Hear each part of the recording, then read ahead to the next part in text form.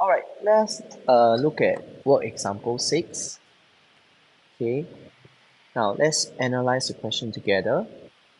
This is slightly more difficult, so please take note of what I'm going to say.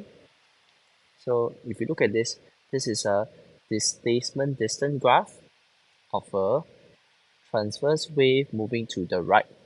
Now what does this sentence mean, moving to the right? Means that if, let's say this was the wave, right? At a certain instant, I take a snapshot, right? And this is what I will observe about this wave. And moving to the right just means that this whole thing, right, literally moving towards the right side. This is what you will observe uh, at different instant, right? The wave will be moving towards the right side. Okay, so at this particular instant, this is how the wave looks like.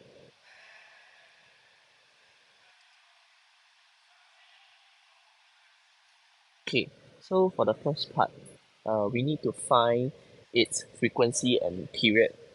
So let's say you are given the speed of the wave, right? This is v, and I need to find f. Do you still recall the equation of a wave, right? What is missing in this data? Okay, yes, the lambda or the wavelength. And how can I find the wavelength? It's actually through this graph. And if you recall a displacement distance graph, right? A displacement distance graph, I can find the lambda or the wavelength. So in this case, what would be the wavelength? Wavelength would be 4 meters, right? Because I observed this is one complete pattern. So in this case, I can apply V equals to F lambda. Okay, 0.5 equals to F multiplied by 4. So F is equals to 0.5 divided by 4. Okay, what will that give you? 0.125 Hertz. Capital H and the Z. Maybe let me write it in red.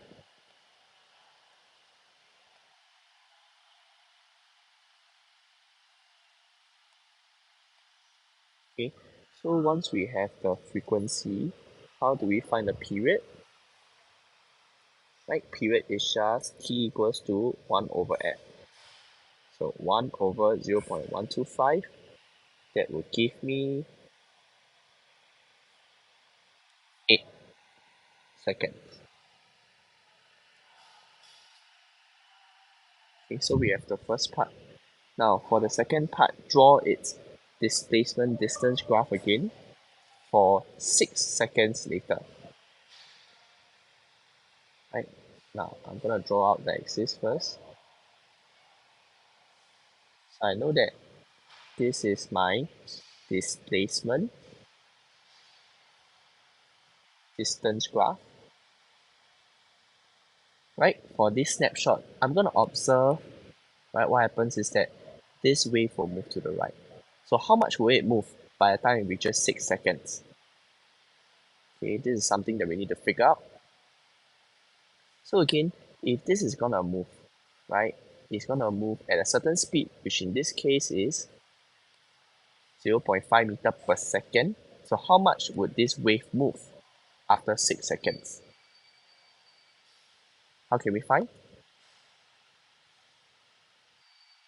Okay, so we just use the formula of dst, right? Distance, speed, and time. After 6.0 seconds, the wave travels. So d is equals to speed times time. So 0.5 times 6 seconds, 3 meters. Right? Which means that every point on this wave is going to move by 3 meters. So which means that if I have a C, it's going to move, the particle of C is not going to move, but the crest that was at C is going to move by 3 meters.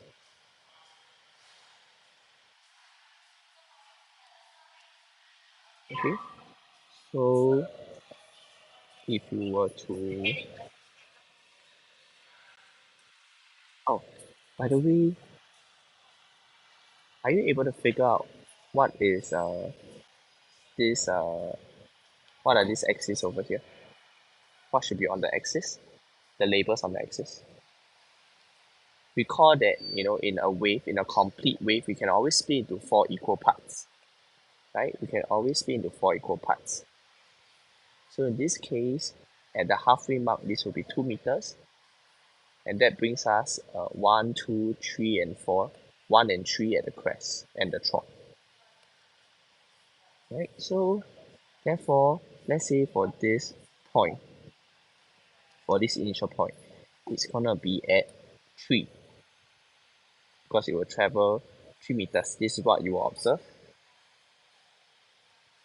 Okay. For the C, it will also travel 3 meters, which in this case it will be at 4.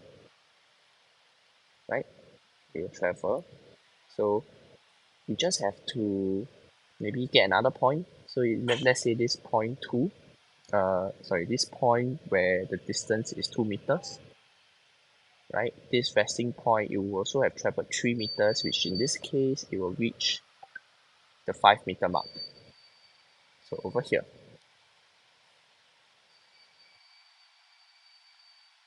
Now, from this, I can already draw in a wave, right? A crest of the wave. So I just need to repeat the process, right? Complete the pattern. Okay. And I realize that, oh, okay, this will be how the graph looks like. So that means at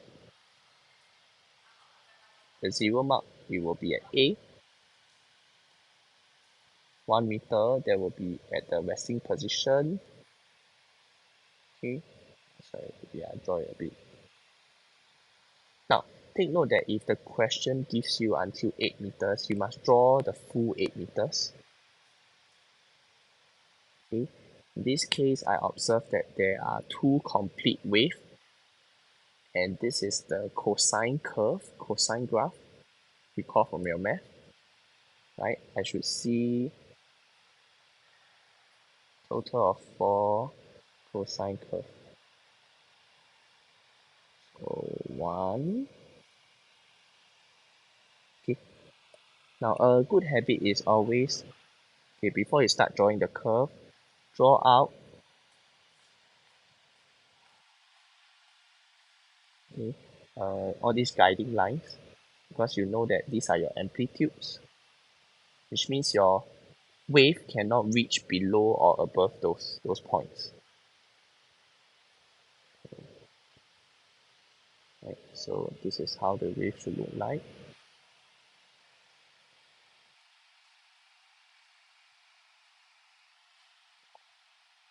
Try to make them as equal as possible. Okay, so you should know that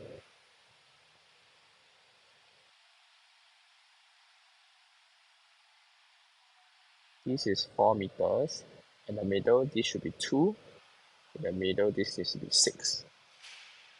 Okay, and this is how the graph will look like.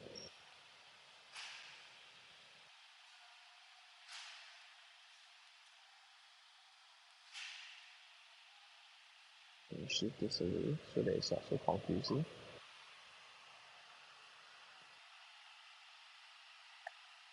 Okay, this is how the graph should look like. So again, since we know that the wave will travel 3 meters, which means that every particle on the wave needs to travel, or rather the wave at every point needs to travel by 3 meters in order to form this particular pattern. Okay, each of the particle, they only vibrate up and down, right, because it's a transverse wave. Okay, take your time. If you need to, you might want to pause or rewatch the video again, especially for this part B.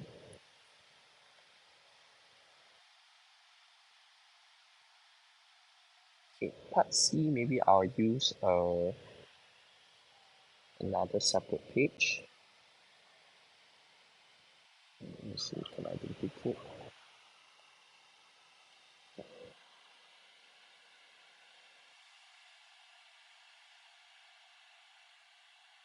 Okay, so let's say part C, draw the displacement time graph again for a particular, for a particle at crest C.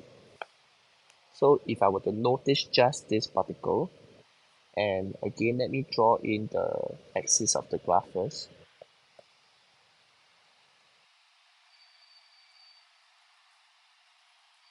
Right, let me draw in the axis. So the y-axis is always the displacement. So I'll just follow through the axis that was given. Then distance per meter. So in this case, in the next 6 seconds, if you look at the graph just now, alright, for this crest C, it will be at the resting position, right, by the end of 6 seconds. So which means that if I were to draw my time scale, sorry, this should be time. Okay, if I were to draw my time scale at the end of 6, it needs to be at the resting position. And where was it in? Which position was it in at the initial second? It was at the crest, which means that at 0 second mark, it needs to be at the amplitude. Now, so we need to figure out what's the pattern in the middle. Okay, so take a look at this.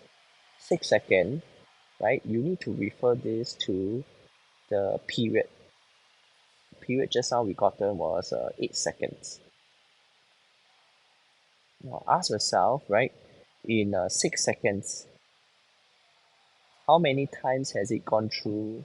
How many complete oscillation has it gone through in 6 seconds? And the answer need not be more than 1, right? If you look at this, the actual time is actually less than the period. If you do just a simple calculation, you will realize that 6 over 8 is equivalent to 3/4, which means that this particle only went through 3/4 of its complete oscillation. So if I were to split a wave, right, since I know that this has to start from the top, it will have to look something like this. This is a complete oscillation. And if I were to split this into 4 equal parts, right, if I were to split this into 4 equal parts,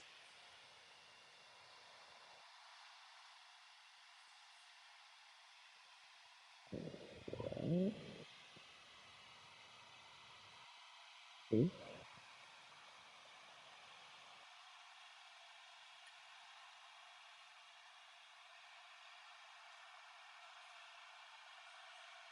right, this is how a complete oscillation should look like. And if I were to split this into 4 equal parts, 3/4 of it,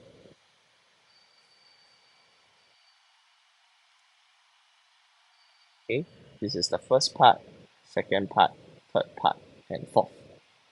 So if it's 3/4 of the period, it will only end up here, which is what we have gathered just now. Which in this case, the graph needs to look like this. Sorry.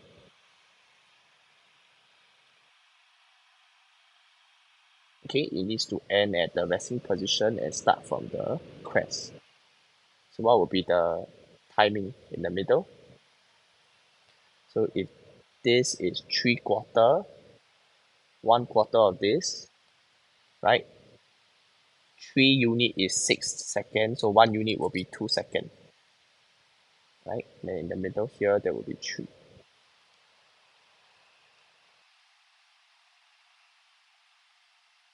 Is it? No, sorry. 2, 4. No, correct. 4. It should be 4, right? since this was the first part, this has to be the second part. So every part it was 2 seconds.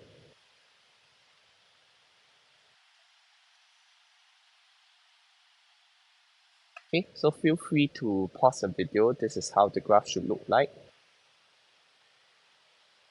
Okay, and watch it in your at your own time.